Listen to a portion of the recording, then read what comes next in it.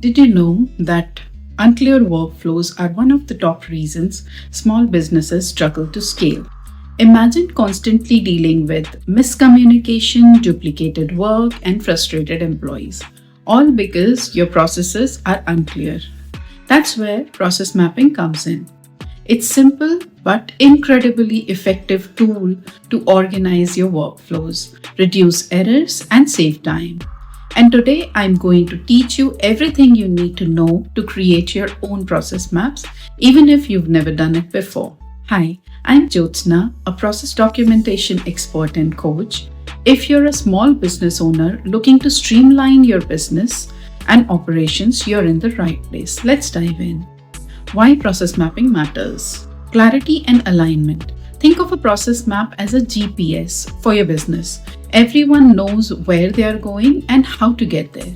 For example, if you're onboarding a new employee, a process map ensures no step is missed, whether it's setting up a new email account or scheduling orientation. Identifying bottlenecks. Ever wondered why some task takes forever?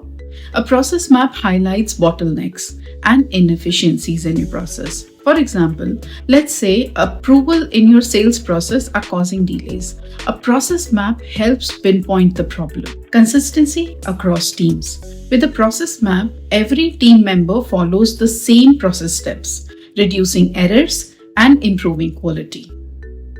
This especially is important for startups scaling rapidly.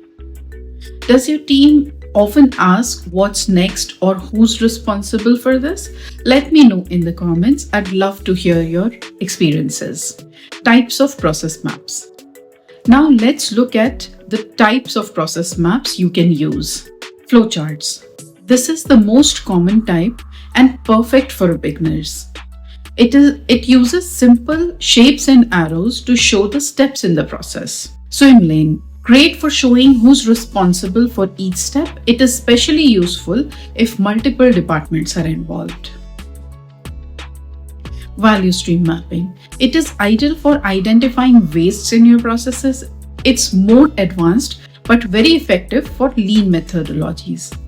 For this video, we'll focus on creating a basic flowchart, a great starting point for a small business. How to create a process map step by step. Step 1. Identify the process. Start by identifying or selecting a process you want to map. For example, onboarding a new employee.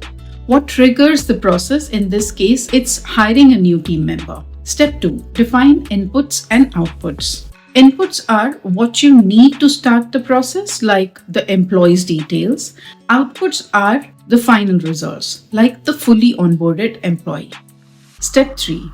Break down the steps. List every step, no matter how small. For onboarding, this might include sending a welcome email, scheduling a training session, or assigning a mentor. Step 4. Assign responsibilities. Who's in charge of each step? For example, HR sends the welcome email, IT sets up the computer, and the manager conducts the training.